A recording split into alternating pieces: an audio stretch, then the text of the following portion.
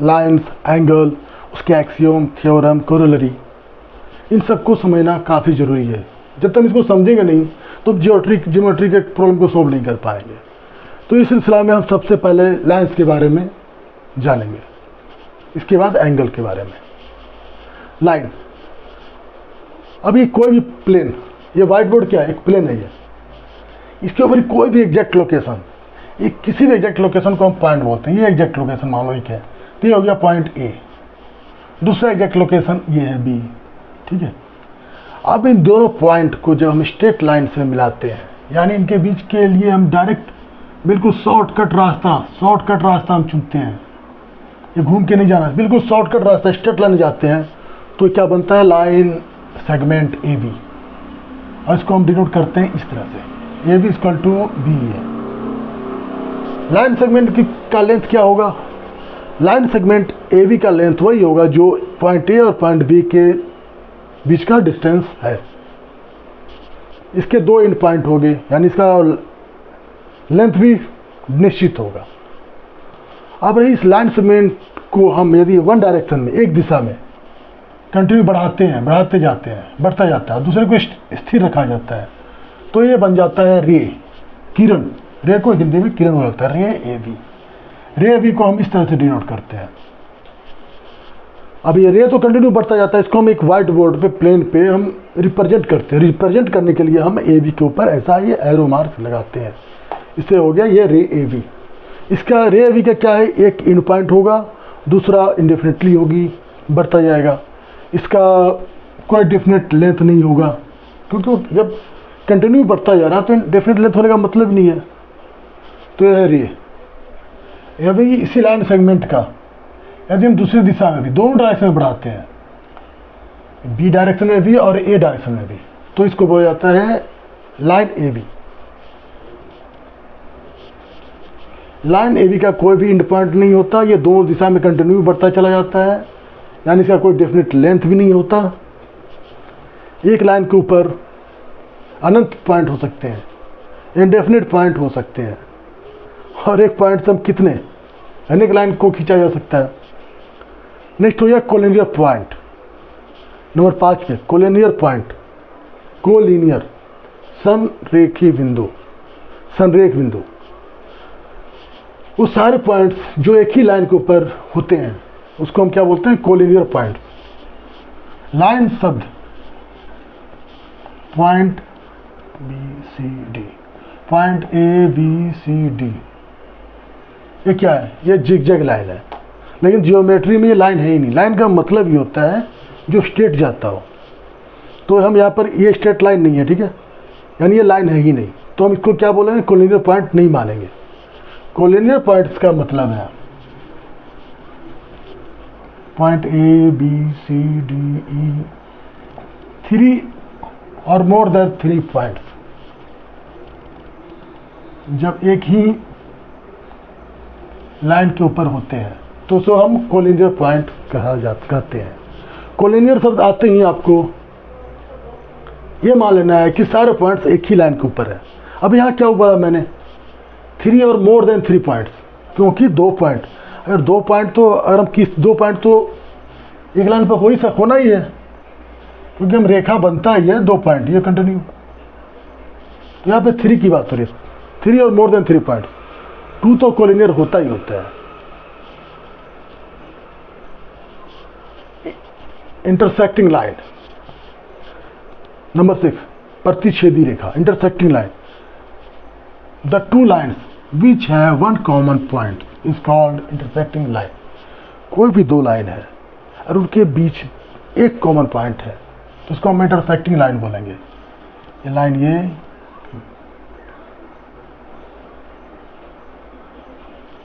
कोई भी अलग अलग लाइन एक से ज़्यादा कॉमन पॉइंट नहीं रख सकता। अगर एक से ज़्यादा कॉमन पॉइंट है तो मान लेना वो 2 अलग लाइन नहीं है, वो एक ही लाइन है। अब जहाँ 2 लाइन की तुलना होता है तो 2 लाइन या तो वो इंटरसेक्टिंग लाइन होगा या पैरेलल लाइन होगा, ठीक है। यहाँ पे इंटरसेक्टिंग लाइन जब दो रेखाएं आपस में इंटरसेक्ट करती हैं तो यहाँ पे इस बिंदु को हम क्या बोलते हैं, इंटरसेक्टिंग पॉइंट। और यहाँ पर क्या बोलता है, वर्टिकल अपोजिट एंगल। ये एंगल क्या होता है, आपस में इक्वल होता है, ये इक्वल टू ये and that is equal to this. ये हो गया इंटरसेक्टिंग लाइन। अब यहाँ दो से ज्यादा रेखा, 3 और मोर देन 3 रेखा, ठीक है, 2 है तो वो तो इंटरसेक्टिंग लाइन हो गया। अब 3 हो गए, 3 लाइन्स हो गए या 3 से ज्यादा हो गए, वो सारे के सारे यदि एक पॉइंट पे मिल रहा है तो ये सारे क्या कहलाएंगे, क्योंकि सबका कॉमन पॉइंट ये है P, तो सारे क्या कहलाते हैं, कंकरेंट लाइन। कंकरेंट लाइन सुनते ही आपको मान लेना है कि सारे लाइन एक पॉइंट पर मिल रही है। It is the concurrent line. Line L M N O P, ये होगी Q। ये सारे लाइन क्या है, समवर्ती है, क्योंकि ये सारे के सारे का कॉमन पॉइंट एक ही है। ये है concurrent line. Parallel line, parallel को बोला जाता है समानांतर रेखाएं, हिंदी में बोला जाता है समानांतर, पैरेलल। इसकी खासियत क्या है, इनके बीच का अंतर हमेशा समान होता है, हमेशा इक्वल होता है। ये आपस में कभी भी नहीं मिलेंगे, चाहे इसको कितना भी आगे बढ़ाओ आप, इनके बीच का डिफरेंस, डिस्टेंस जो हमेशा इक्वल ही रहेगा, तो पैरेलल लाइन कहलाता है। यदि दो लाइन पैरेलल हैं तो कभी इंटरसेक्टिंग लाइन नहीं हो सकते। यदि दो लाइन आपस में इंटरसेक्टिंग है तो कभी वो आपस में पैरेलल नहीं हो सकता। नंबर 9 है ट्रांसवर्सल लाइन। ट्रांसवर्सल रेखा कही जाती है, तो इसको हम ट्रांसवर्सल रेखा बोलेंगे, ठीक है। अभी ये मान लो अगर ये पैरेलल लाइन्स हैं तब ये कोरस्पॉन्डिंग एंगल ये और ये इक्वल होगा। अगर ये पैरेलल लाइन नहीं है तो corresponding line, corresponding angles equal नहीं होगा। चलो एंगल के बारे में तो फिर इसके नेक्स्ट में हम बताएंगे आपको। तो यहाँ पर पॉइंट 1 2 3 4 9 ट्रांसवर्सल लाइन तक, इसको आप,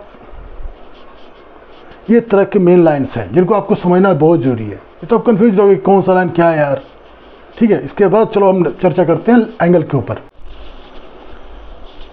लाइन्स को समझने के बाद अब बारी आती है एंगल की। एंगल, यदि दो रे सेम इंड पॉइंट से ऑरिजिनेट होते हैं, पता है ना आपको, रे का एक इंड पॉइंट होता है और दूसरा पॉइंट इंडेफिनिटली रूप से आगे की ओर बढ़ता जाता है अनंत दूरी तक। तो सेम पॉइंट से अगर दो रे ऑरिजिनेट होता है तो इनके बीच में एक एंगल फॉर्म होता है, इसी को हम एंगल बोलते हैं, रे ए ओ बी। तो ये क्या है, एंगल है। इस एंगल का रे ए और बी क्या है, आर्म्स है, A R M S, arms. और ये ओ पॉइंट जो है इसको हम वर्टेक्स बोलते हैं। अब एंगल कितने प्रकार के होते हैं देखो। सबसे पहला एंगल होता है एक्यूट एंगल, न्यून कोण। यदि इसका मान, इसका मेजरमेंट 0 डिग्री से ज़्यादा और 90 डिग्री से कम हो, यानी the measurement of the angle is more than 0 degree but less than 90 degree is called acute angle, okay. अब ये प्रोट्रैक्टर को अगर आप यहाँ सेंटर पर रखोगे तो फिर ये देखोगे, इसको मिलाओगे आप, ये इसके सीध में होना चाहिए, फिर इसको आप देखते हो तो यहाँ पे 45 डिग्री आ रहा है, तो यहाँ क्या 45 डिग्री क्या है, एक एक्यूट एंगल ट्रायंगल है, ठीक है। अब यदि इसका मेजरमेंट यदि सीधा एक्यूरेट 90 डिग्री होता है, इसको हम रखेंगे तो क्या होगा, सीधा होगा, सीधा 90 degree, then it is called right angle. ये क्या हो गया, 90 degree. The measurement of the angle is 90 degree, then it is to be called as right angle. तो नंबर 2 पे राइट एंगल, समकोण। उसके बाद नंबर आता है ऑब्ट्यूज कोण का। यदि the measurement of the angle is more than 90 degree but less than 180 degree, तो ये कहा जाता है अधिक कोण, यानी ऑब्ट्यूज एंगल। इसको आप प्रोट्रैक्टर से नापोगे, इस एंगल को यहाँ सेंटर पे, तो देखो कितना आ रहा है, 1, ये 90, 100, 130 डिग्री। तो ये एंगल, ये कौन सा एंगल कहलाएगा, ये कहलाएगा ऑब्ट्यूज एंगल। यहाँ तक क्लियर। अब चौथा स्ट्रेट एंगल। अभी इस एंगल का यदि मेजरमेंट 180 डिग्री हो, 180 डिग्री, तो इसको बोलते हैं straight angle. It is called straight angle. Straight angle का मीन्स 180 डिग्री। नंबर 5, रिफ्लेक्स एंगल, विरत कोण। When the measurement of the angle is more than 180 degree but less than 360 degree, then it is called reflex angle। इसको नापने के लिए बस simple, ये प्रोटेक्टर आपका 180 हो गया, तो जस्ट इसको अपोजिट ले लो। यहाँ मान लो ये, तो ये कितना हो गया, अपोजिट रखते हैं 30 डिग्री प्लस कर दो 2100, तो 210 डिग्री आ गया। 210 डिग्री का मतलब हो गया ये रिफ्लेक्स एंगल है। ठीक है, क्या है, रिफ्लेक्स एंगल। तो रिफ्लेक्स एंगल का मेजरमेंट होता है 180 से 360 डिग्री के बीच का। अगर ये एंगल ऐसा भी है, यहाँ भी है, तो ये घूम के यहाँ पे, ये पूरा एंगल क्या कहलाएगा, reflex angle. Number 6, complete angle, पूरा कोण। पूरा कोण मीन्स अब घड़ी की सुई मान लो ये है 12 बजे, अब यहाँ से घूम के ये पूरा बिल्कुल भी 12 बजे आ जाती है, तो ये पूरा कितने का एंगल बना लेता है, 360 डिग्री का। तो बिल्कुल 360 डिग्री एंगल यदि बनता है तो उसको हम बोलते हैं कंप्लीट एंगल। चलो अब नेक्स्ट, कॉम्प्लीमेंट्री एंगल क्या है। कॉम्प्लीमेंट्री और सप्लीमेंट्री, ये एंगल नहीं, दो एंगलों का योग है। यदि कोई भी दो एंगल जिसका मेजरमेंट का सम करते हैं और उसका सम यदि 90 डिग्री होता है तो उसको हम कहते हैं कॉम्प्लीमेंट्री एंगल। और जब वही सी एंगल का मान यदि सम करने के बाद 180 डिग्री होता है तो सप्लीमेंट्री एंगल कहलाता है। अब ये देखो, यदि मान लो यहाँ कोई 30 डिग्री है, 30 डिग्री, दूसरा एंगल है 58 डिग्री, इनको अगर प्लस करोगे, सम करोगे तो क्या निकलेगा, 50 से 80 90 degree equal to 90 degree. Then 32 का सप्लीमेंट्री क्या कहला, सॉरी 32 का कॉम्प्लीमेंट्री क्या कहलाएगा, 58 डिग्री। यदि ऐसे दो एंगल जिनका प्लस करने से 90 डिग्री बनता है तो हम कॉम्प्लीमेंट्री कहते हैं। और यही अगर यदि प्लस करने से 180 डिग्री बनता है तो सप्लीमेंट्री एंगल हो जाएगा। और ये मान लो सेम, यदि 122 डिग्री है प्लस 58 डिग्री करो तो क्या हो रहा है यहाँ पे 180 डिग्री। तो 122 डिग्री एंगल का सप्लीमेंट्री एंगल 58 डिग्री होगा। ठीक है, अब यहाँ पर कॉम्प्लीमेंट्री और सप्लीमेंट्री में कंफ्यूज नहीं होना है। अब अल्फाबेट में क्या है, ए बी सी, सी पहले आ रहा है, फिर एस तो 19 नंबर पे आ रहा है, कहाँ आ रहा है 19th नंबर पे। तो अभी याद रखना, सी पहले आ रहा है यानी वो 90 डिग्री वाला है, एस बाद में आ रहा है यानी बड़ा है तो फिर वो 180 डिग्री वाला है। ये इसको बस ध्यान रखना, सी पहले तो कॉम्प्लीमेंट्री एंगल यानी 90 डिग्री वाला सम है इनका, एस बड़ा तो 180 डिग्री वाला सम है इनका। ये आपको क्वेश्चन पूछ सकता है कि भैया बताओ 48 डिग्री कोई एंगल है तो इसका कॉम्प्लीमेंट्री क्या होगा। तो कॉम्प्लीमेंट्री बस 90 में से 48 को माइनस कर दो, 10 में माइनस 8 गया 2, यहाँ 8 में से 4 गया 42। तो 42 डिग्री को हम 48 का क्या कहेंगे, कॉम्प्लीमेंट्री एंगल कहेंगे। क्लियर। अब आ जाओ आप नंबर 9 पे, कोरस्पॉन्डिंग एंगल। कोरस्पॉन्डिंग एंगल आपको मैंने जब लाइन्स का क्लास ले रहा था तो आपको बताया था कोरस्पॉन्डिंग एंगल के बारे में। अरे वही है जो कोई स्ट्रेट दो लाइन है, दो स्ट्रेट लाइन्स को यदि कोई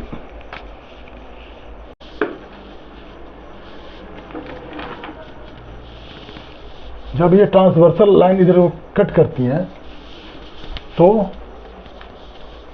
जो ये एंगल बनता है, एंगल कितने बन गए यहाँ पर 1 2 3 4 5 6 7 8, ये 8 एंगल बन गए। ठीक है, इसको ऐसे कर दो, एंगल 8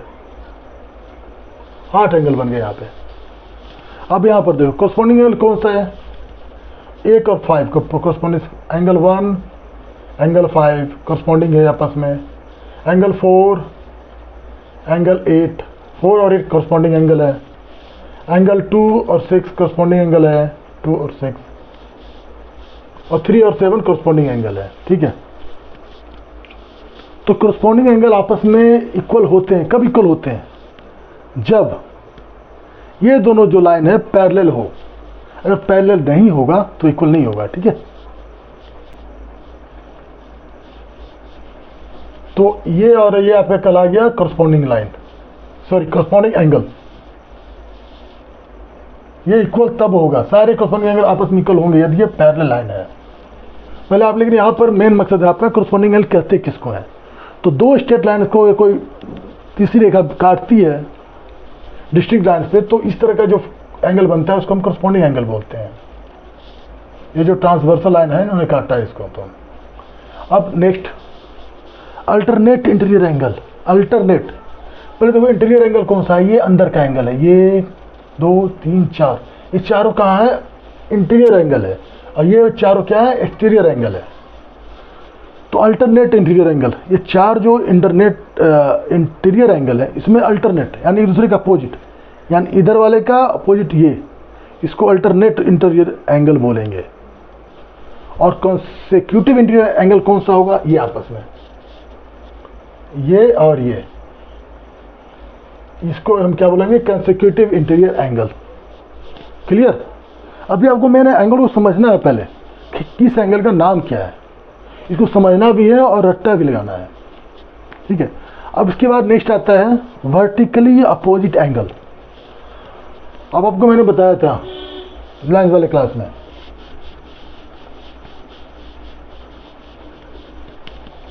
इंटरसेक्टिंग लाइन, ये क्या है, वर्टिकली अपोजिट एंगल है। लेकिन यहाँ तो जस्ट बताया मैंने पहले, एंगल किसको कहते हैं, एंगल बनता है रे से, लाइन से तो बनता नहीं है। लेकिन अब यहाँ देखो आप, ये एक पॉइंट है,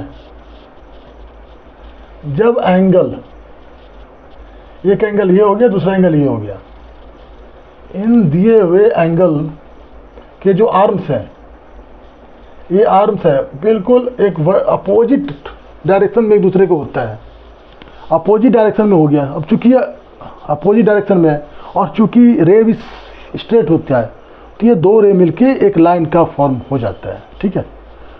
तो इस तरह से जो एंगल बनता है इसको हम वर्टिकली अपोजिट एंगल बोलते हैं। ये हमेशा इक्वल ही होगा, इसका इक्वल ये और इसका इक्वल ये, ठीक है।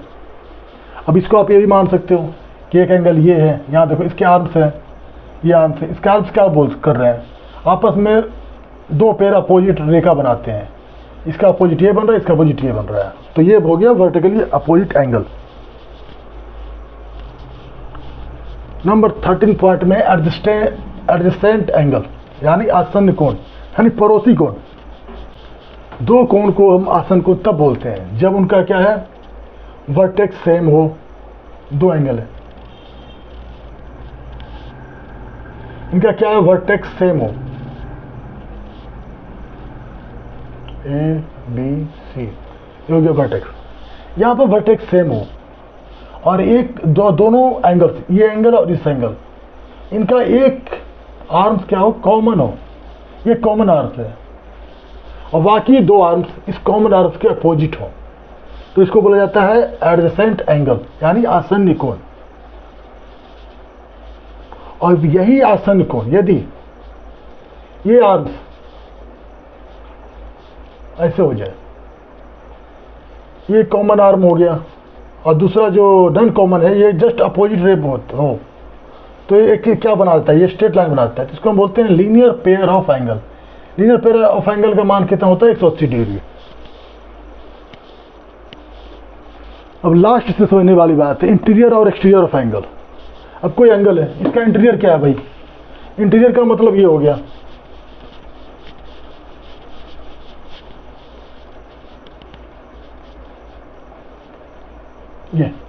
ये एंगल है, ओके।